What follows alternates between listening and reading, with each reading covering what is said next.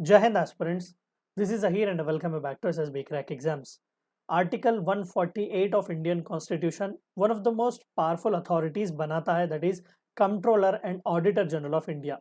पूरी तरीके से जो कुछ भी पैसा पार्लियामेंट सैंक्शन करता है, क्या वो सच में उन्हीं रीजंस के लिए इस्तेमाल किया गया है? अकाउंट से रिलेटेड क्या कुछ इंपॉर्टेंट से इन्फॉर्मेशन को कंपाइल करके प्रेसिडेंट को रिपोर्ट जो सबमिट की जाती है पार्लियामेंट के आगे वो रखा जाता है, जिसके तहत पब्लिक अकाउंट्स कमिटी जवाबदारी पूछता है एग्जीक्यूटिव से। ये सब कुछ चीजें कंट्रोलर एंड ऑडिटर जनरल के हाथों ही होती है। तो आज के इस लेक्चर में चंद इंपॉर्टेंट से एमसीक्यूज लेकर सॉल्व करने की कोशिश करेंगे and I can assure you कि by the end of this video पूरे ए टू जेड जो आपके डाउट्स हैं वो क्लैरिफाई हो जाएंगे as far as controller and auditor general of India is concern. तो आइए आज के इस लेक्चर को स्टार्ट करते हैं। तो सबसे पहला और आसान सा क्वेश्चन यहाँ पर पूछा जा रहा है कि who appoints the controller and auditor general of India? Is that president of India, prime minister of India, chief justice of India या parliament of India? And the correct answer is actually president of India ही उन्हें appoint करते हैं। नाम वैसे तो cabinet suggest करता है, अपॉइंटमेंट पूरा प्रेसिडेंट ऑफ इंडिया के हाथों ही होती है। Currently 14th controller and auditor general जो है वो सर्व कर रहे हैं, जिनका नाम है Girish Chandra Murmu, GC Murmu. The Office of the Comptroller and Auditor General is established under which article of Indian Constitution? Article 148, Article 151, Article 149 या Article 150? And the correct answer is actually Article 148 of Indian Constitution. देखिए कई बार मैंने ये difference आपको बताया हुआ है कि कॉन्स्टिट्यूशनल और नॉन कॉन्स्टिट्यूशनल बॉडी के बीच सबसे बड़ा फर्क क्या है। अब कॉन्स्टिट्यूशनल बॉडीज वो हैं जो अपनी अथॉरिटी और पावर डायरेक्टली कॉन्स्टिट्यूशन से ही लेते हैं, किसी एक्ट या फिर किसी एग्जीक्यूटिव ऑर्डर या ऑर्डिनेंस से नहीं लेते। और इन ऑर्गेनाइजेशंस का या इन एजेंसीज का एस्टैब्लिश करना, प्रॉपरली इंडिपेंडेंटली वर्क करना इतना ज़रूरी है कि बिना उनके इंडिया स्मूथली काम नहीं कर सकता। तो you can give examples of election commission of India under article 324, union public service commission of India जो कि आर्टिकल 315 द्वारा एस्टैब्लिश किया गया है, and controller and auditor general under article 148। ये सभी इंपॉर्टेंट कॉन्स्टिट्यूशनल बॉडीज है और इनका फ्री एंड फेयर काम करना ही हमारे इंडियन सिस्टम के लिए फ्री एंड फेयर काम करना बहुत ही जरूरी है। The controller and auditor general of India submits the audit report directly to. देखिए आगे बढ़ने से पहले मैं आपको थोड़ा सा डिफरेंस बता दूं। Accounting is different from auditing. Accounting का मतलब क्या होता है? जब हम कहते हैं अकाउंट्स को मेंटेन किया जा रहा है, यानी कि वहां पर प्रोफॉर्मा है, डेबिट क्रेडिट है, ट्रांसैक्शंस को रिकॉर्ड किया जा रहा है, बैलेंस शीट को मेंटेन किया जा रहा है। लेकिन ऑडिटर की जब हम बात करते हैं तो ऑडिटर अकाउंट्स मेंटेन नहीं करता। ऑडिटर उन मेंटेन किए हुए अकाउंट्स को क्रॉस चेक और वेरीफाई करता है।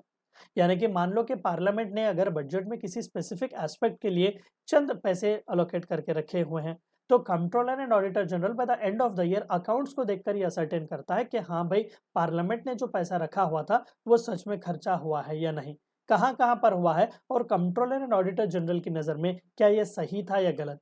यानी कि स्पेसिफिक इशू पर, स्कीम पर, प्रोग्राम पर इतना पैसा करना क्या वो सही था या गलत था, उससे रिलेटेड भी इंपॉर्टेंट से रिपोर्ट ऑडिटर जनरल यहाँ पर सबमिट करते हैं। तो ये एनुअली हर साल इस तरीके के ऑडिट रिपोर्ट जो है वो किसे सबमिट किए जाते हैं, यही यहाँ पर सवाल है। सबसे पहला प्रेसिडेंट ऑफ इंडिया, दूसरा प्राइम मिनिस्टर ऑफ इंडिया, तीसरा पार्लियामेंट ऑफ इंडिया, चौथा चीफ जस्टिस ऑफ इंडिया। देखिए रिपोर्ट तो डिस्कशन नो डाउट पार्लियामेंट ही करता है लेकिन पहले ये रिपोर्ट प्रेसिडेंट ऑफ इंडिया को सबमिट की जाती है। Who in turn shall become the cause to be laid in front of the parliament. Parliament के आगे प्रेसिडेंट ले जाकर इसे रखते हैं वहां पर ताकि डिस्कशन हो सके, लेकिन सबमिट जो रिपोर्ट है वो प्रेसिडेंट ऑफ इंडिया को ही की जाती है। Which of the following statements about the Comptroller and Auditor General's term of office is correct? ध्यान से रखिएगा, टर्म के बारे में पूछ रहा है। The Comptroller and Auditor General serves a term of 5 years. The Comptroller and Auditor General serves a term of 6 years. The Comptroller and Auditor General terms serves until the age of 67 years. और Comptroller and Auditor General serves at the pleasure of the President. Pleasure of the President यानी कि जब तक president खुश है, indirectly जब तक cabinet उनसे खुश है तब तक। अब देखिए कंट्रोलर एंड ऑडिटर जनरल के लिए प्रेशर ऑफ प्रेसिडेंट तो नहीं है। अगर आप गवर्नर के पोजीशन के लिए भी कहेंगे तो मान सकते हैं, क्योंकि गवर्नर तब तक कंटिन्यू करेंगे जब तक प्रेसिडेंट ऑफ इंडिया का प्लेजर है। अब यहाँ पर टेन्यूर की बात करूं तो टेन्यूर इज इधर 6 ईयर्स और 65 ईयर्स। देखिए टर्म और टेन्यूर में भी बहुत फर्क है। टर्म कब तक करेंगे, टेन्यूर कहाँ तक कर सकते हैं, समझ गए? टर्म कितने साल तक करेंगे, टेन्यूर कितने साल तक कर सकते हैं। तो 6 ईयर्स या तो उनका टर्म होगा या फिर टिल 65 ईयर्स ऑफ एज वो टेन्योर कंटिन्यू करेंगे, यानी कि अगर वो 6 ईयर्स का कार्यकाल खत्म कर रहे हैं तो इमीडिएटली रिटायर हो जाएंगे, अगर नहीं 65 ईयर्स ऑफ एज टच करने तक भी अगर वो कंटिन्यू कर सकते हैं तो इसमें कोई इश्यू नहीं है। सो 6 ईयर्स और 62 years of age, whichever is earlier. The audit of which of the following entities is not conducted by controller and auditor general. जहां कहीं पर भी सरकार का हाथ है वहां पर कंट्रोलर एंड ऑडिटर जनरल का हाथ होता है। Let us see. Central government departments absolutely right, state government departments absolutely right, public sector undertakings यानी कि हमारे जो सरकार के बड़े बड़े जो एंटिटीज हैं, चाहे वो ओएनजीसी हो गया, एलआईसी, ऐसे कई सारी इंपॉर्टेंट सी चीजें। और तीसरा है चौथा है म्युनिसिपल कॉर्पोरेशंस। अब देखिए सेंट्रल हो या स्टेट गवर्नमेंट, इवन सब्सटेंशियली भी अगर सेंट्रल गवर्नमेंट या स्टेट गवर्नमेंट कहीं पर अपना पैसा भी लगा रहे हैं तो वहां पर भी जरूरत पड़े तो audit controller and auditor general करते हैं। लेकिन म्युनिसिपल कॉर्पोरेशंस और पंचायती राज इंस्टीट्यूशंस का ऑडिट कंट्रोलर एंड ऑडिटर द्वारा नहीं किया जाता। ये करने के लिए स्टेट मिशनरी, स्टेट एडमिनिस्ट्रेशन ही काफी है, जो यहाँ पर नोडल एजेंसीज हमें डिस्ट्रिक्ट लेवल पर देखने को मिलता है। आपने कई बार सुना भी होगा डिस्ट्रिक्ट ऑडिट ऑफिसर्स होते हैं। सो डिस्ट्रिक्ट ऑडिट ऑफिस जो है वो पूरी तरीके से यहाँ पर रिपोर्ट्स कंपाइल करके इमीडिएटली स्टेट लेवल पर अथॉरिटी को फॉरवर्ड करता है, जो कि इंडीड जाकर गवर्नर को सबमिट करते हैं। अब यहाँ पर स्टेट डिपार्टमेंट से रिलेटेड, स्टेट गवर्नमेंट से भी रिलेटेड जो चीजें ऑडिट होती है कंट्रोलर एंड ऑडिटर द्वारा, वो भी रिस्पेक्टिव स्टेट के गवर्नर के हाथ में ही जाती है।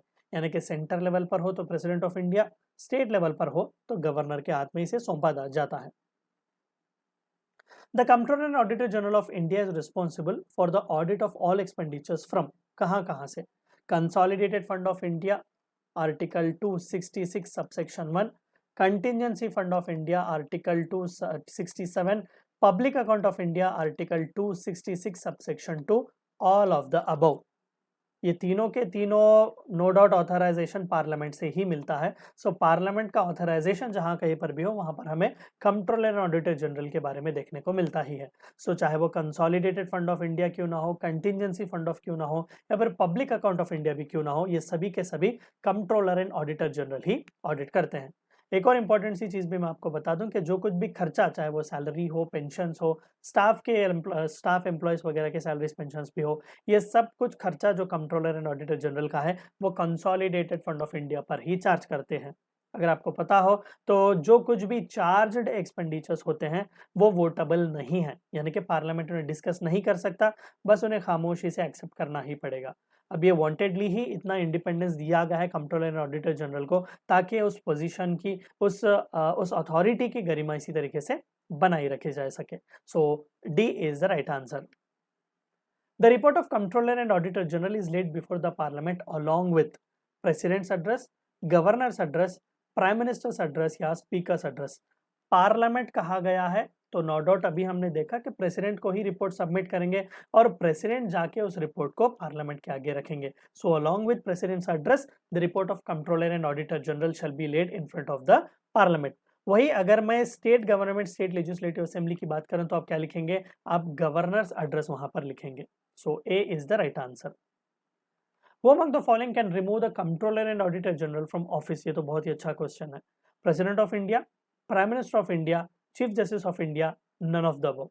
अगर none of the above में Parliament of India ऑप्शन में होता तो आप क्या करते? कंफ्यूज हो गए ना। लेकिन यहाँ पर भी आंसर दरअसल हम प्रेसिडेंट ऑफ इंडिया ही लिखेंगे। अब देखिए मैंने जैसा कहा कि आर्टिकल 148 डायरेक्टली एक अथॉरिटी बनाने की कोशिश करता है, एक इंडिपेंडेंट बॉडी बनाने की कोशिश करता है जिसे हम कंट्रोलर एंड ऑडिटर जनरल कहते हैं। अब मैंने आपको इंपॉर्टेंस भी बताया कि किस लिए कॉन्स्टिट्यूशनल बॉडीज इंपॉर्टेंट है। इंडिया का सिस्टम स्मूथली वर्क करे इसीलिए इन ऑर्गेनाइजेशंस को इतना प्रोमिनेंस दिया गया है।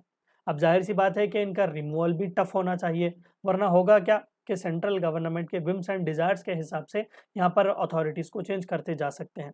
सो कंट्रोलर एंड ऑडिटर जनरल की पोजीशन की गरिमा को ऐसे ही मेंटेन करने के लिए उन्हें रिमूवल के सेफगार्ड्स भी बहुत ही अच्छे दिए जा चुके हुए। इतना आसानी से कंट्रोलर एंड ऑडिटर जनरल को रिमूव नहीं किया जा सकता।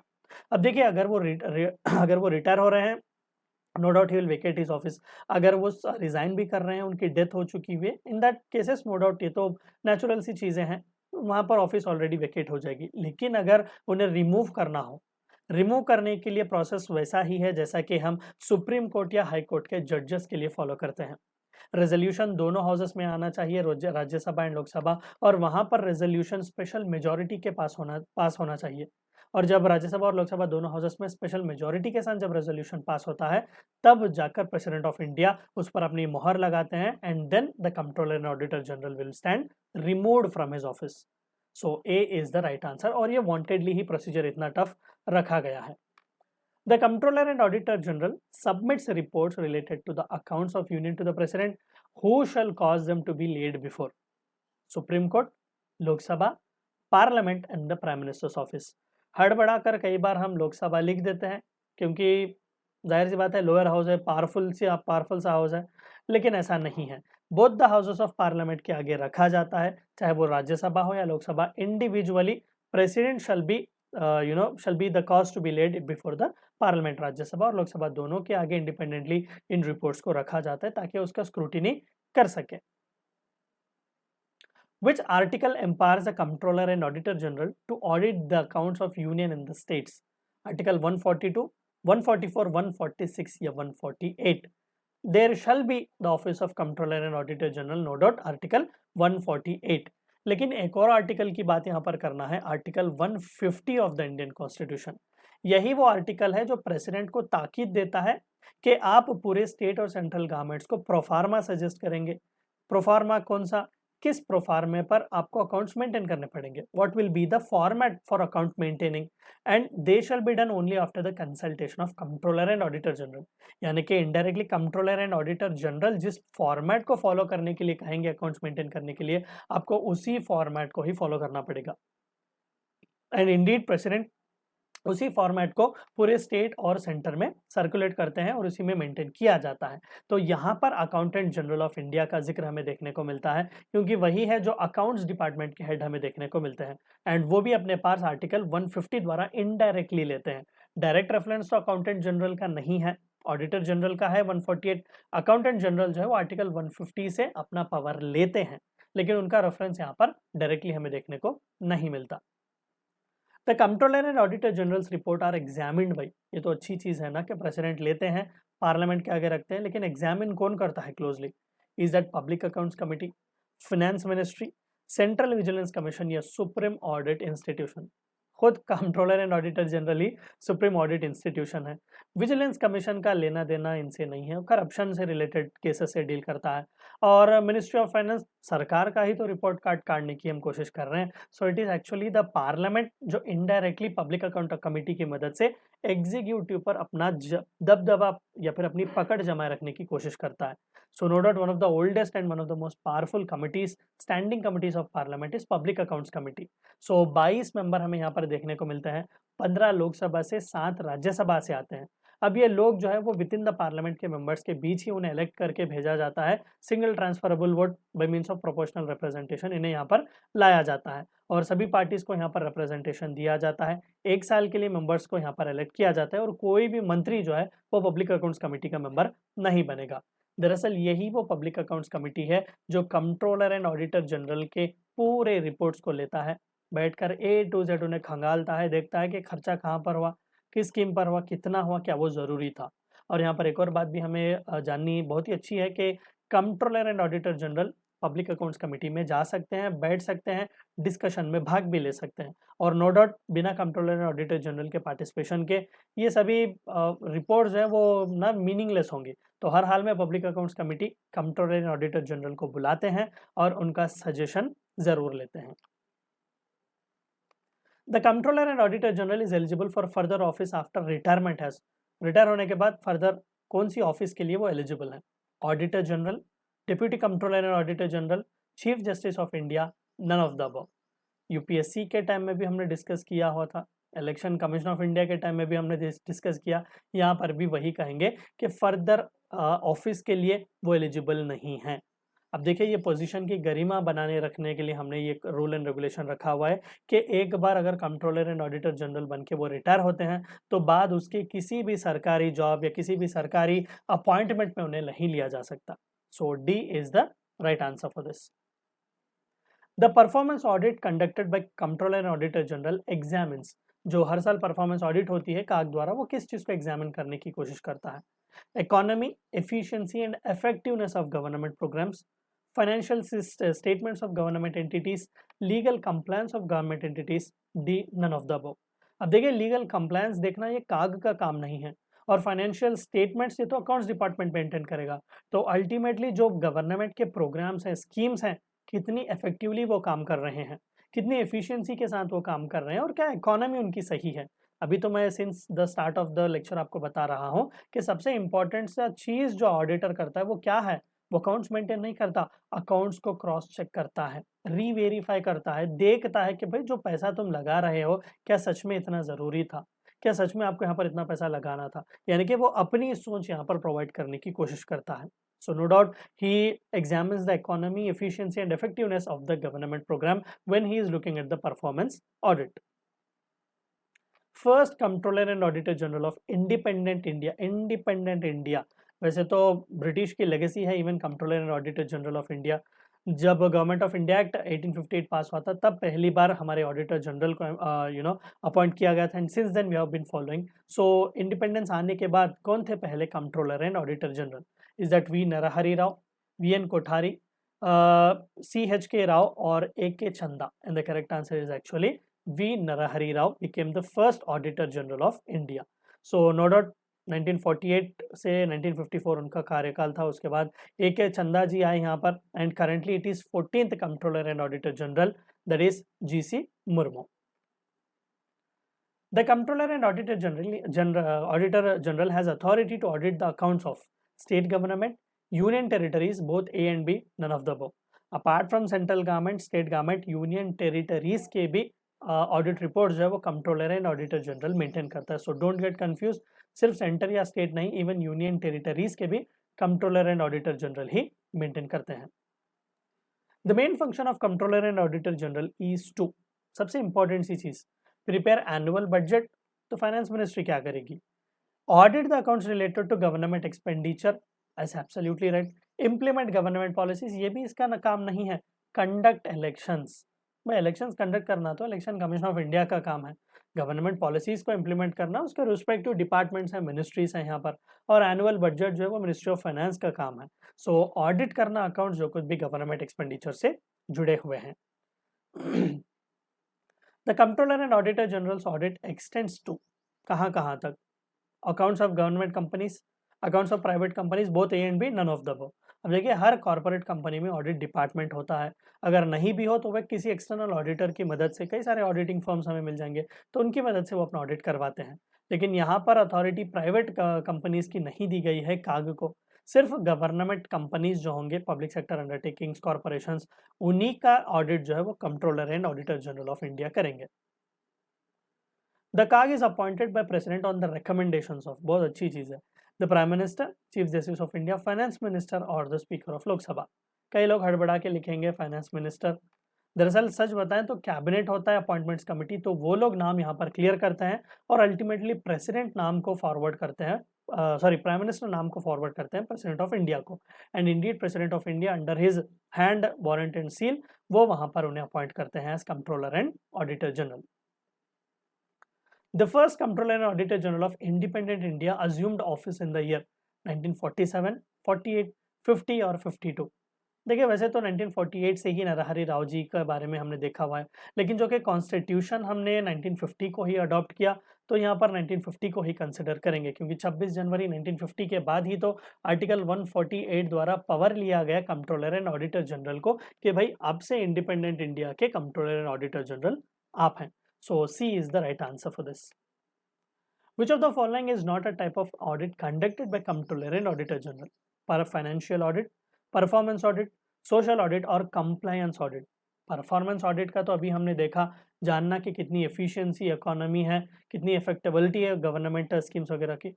फाइनेंशियल ऑडिट ही तो सबसे इंपॉर्टेंट सा पर्पस है, अकाउंट्स को देखना और फाइनेंस मेंटेन करना, कहना कि कहाँ पर खर्चा ज़्यादा करना है, कम करना है। कंप्लायंस ऑडिट, जितना पैसा दिया जा रहा है क्या उतना ही कर रहे हैं या फिर उससे ज़्यादा किया जा रहा है, अगर कम भी कर रहे हैं तो क्यों कम कर रहे हैं जितना दिया हुआ है उससे। So ultimately it is a social audit जो कि कंट्रोलर एंड ऑडिटर जनरल नहीं करता, क्योंकि सोशल पॉलिसी से रिलेटेड है, कितना इम्पैक्ट वगैरह हमें समाज पर देखने को मिल रहा है उससे कंट्रोलर एंड ऑडिटर जनरल का कुछ लेना देना नहीं है। स्ट्रेट अवे वो बस ऑडिट करते हैं, अपना नज़रिया देते हैं, पार्लियामेंट प्रेसिडेंट को सबमिट करते हैं, खत्म। The salary and allowances of controller and auditor general R determined by, अभी मैंने कहा कि वो चार्जड एक्सपेंडिचर है, यानी कि directly consolidated fund of India पर ही चार्ज होता है और कुछ भी वहाँ पर घटाना बढ़ाना ऐसा कुछ भी नहीं हो सकता, और पार्लियामेंट भी उनसे रिलेटेड जो एक्सपेंडिचर है वो डिस्कस नहीं कर सकती। लेकिन ये सैलरी और अलाउंस जो है वो काका कौन डिटरमाइन करता है? Is that president of India, parliament of India, prime minister of India या चीफ जस्टिस ऑफ इंडिया? देखिए टर्म्स वगैरह हो तो no doubt president of India decide करेंगे, लेकिन सैलरी और अलाउंस वगैरह की चीज़ें हैं ये सभी पार्लियामेंट ही डिसाइड करेगा फ्रॉम टाइम टू टाइम। जब जब जरूरत पड़ेगी रेजोल्यूशंस लाए जाएंगे, वहां पर पास करवा दिए जाएंगे। So parliament is actually higher authority in this concern. The controller and auditor general can audit the accounts of which of the following entities? Again, government departments, union government public sector undertakings, corporations owned by the government, all of the above. Even substantially भी own किए जाए हों, totally ना सही substantially भी, वहां पर भी कंट्रोलर एंड ऑडिटर जनरल जा सकता है। यूनियन टेरिटरीज के अकाउंट्स हो, स्टेट गवर्नमेंट के अकाउंट्स हो, देखिए अभी मैंने आपको कहा कि म्यूनिसपैलिटीज और पंचायती राज इंस्टीट्यूशंस के controller and auditor general touch नहीं करता, लेकिन लेकिन चंद एक्सेप्शनल केसेस में अगर प्रेसिडेंट ऑफ इंडिया उन्हें रिक्वेस्ट करें कि भाई किसी एक स्पेसिफिक पंचायत का, किसी एक स्पेसिफिक म्यूनिसपैलिटी का भी तुम कर दो, तो वहां पर भी वो कर सकते हैं। यानी कि प्रेसिडेंट के रिक्वेस्ट पर यहाँ पर डिपेंड करता है कि किन किन इंस्टीट्यूशंस के करीब वो जाएंगे।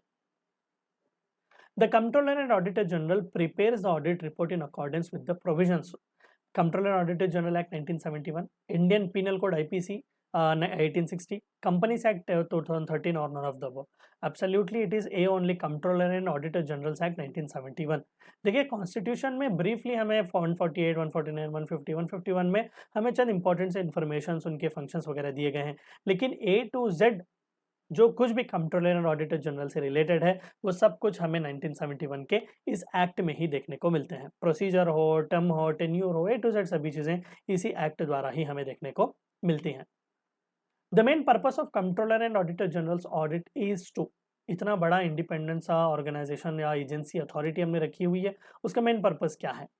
The government's compliance with laws and regulations, the government's profitability, the government's popularity, the government control over private enterprises. And the correct answer is actually सरकार कितना compliance में है laws and regulations को लेकर, वही है ना। पार्लियामेंट ने मान लो डिजिटल इंडिया पर अगर 500 रुपए करोड़ का अगर खर्चा करने का परमिशन दिया हुआ है, तो एग्जीक्यूटिव या कंसर्न मिनिस्ट्री कितना सीरियस है उसे लेकर, क्या वो 500 रुपए ही खर्चा कर रहे हैं, 500 करोड़ ही खर्चा कर रहे हैं, उससे कम कर रहे हैं या फिर उससे ज़्यादा कर रहे हैं? कम कर रहे हैं तो उसके स्पेसिफिक रीजंस, ज़्यादा कर रहे हैं तो उसके भी स्पेसिफिक से रीजंस। सरकार की प्रॉफिटेबिलिटी देखना ये कंट्रोलर एंड ऑडिटर जनरल का काम नहीं है। सरकार की पॉपुलैरिटी भी देखना ये उसका भी काम नहीं है। और प्राइवेट एंटिटीज पर कंट्रोल सरकार रखेगी क्यों?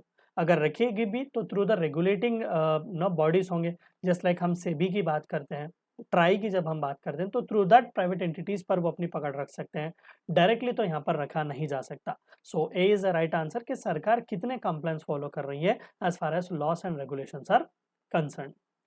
Who of the following is current Comptroller and Auditor General of India? Is that G.C. Murmu, V.N. Kothari, C.H.K. Raju और राव और A.K. Chanda? And the correct answer is of course Girish Chandra Murmu ji. 14 अब तक controller and auditor generals आ चुके हुए हैं and he is currently the 14th controller and auditor general. Controller and auditor general बनने से पहले जम्मू एंड कश्मीर की जो यूनियन टेरिटरी नई नई बनाई हुई थी, रिमेंबर धारा 370 जब हमने काटी हुई थी 2019 में, सो इमीडिएटली पहले union territory Jammu and Kashmir union territory के लिeutenant गवर्नर बने हुए थे जीसी मुर्मू जी, और टिल 6 अगस्त 2020 उन्होंने उस कार्यकाल को संभाला and after that he became controller and auditor general. दरअसल बहुत ही वरिष्ठ आईएएस अधिकारी हैं वो 1985 बैच के, और जब गुजरात, दरअसल उनका काडर गुजरात है, तो जब वो गुजरात में काम कर रहे थे तो करेंटली जो प्राइम मिनिस्टर नरेंद्र मोदी जी उनके प्रिंसिपल सेक्रेटरी की तरह भी उन्होंने काम किया हुआ है। सो बिकॉज ऑफ दैट भी आप कह सकते हैं कि इतना हाई प्रोफाइल जॉब जो है, ऑलरेडी वो इनॉग्रल लेफ्टिनेंट जनरल बने हुए थे Jammu and Kashmir union territory के, और बाद में जाकर controller and auditor general of India वो बने। If I am not wrong लगभग इसी साल नवंबर के महीने तक उनका कार्यकाल है और उसके बाद वो रिटायर हो जाएंगे। He will be touching the age of 65 years. So ये थी चंद इंपॉर्टेंट सी बातें आपको कंट्रोलर एंड ऑडिटर जनरल के बारे में जाननी थी। चंद इंपॉर्टेंट एमसीक्यूज को सॉल्व करके हमने ये सभी डाउट्स क्लैरिफाई किए हुए हैं। Meet you in the next lecture. Until then, stay healthy, stay safe. Thank you for watching my video.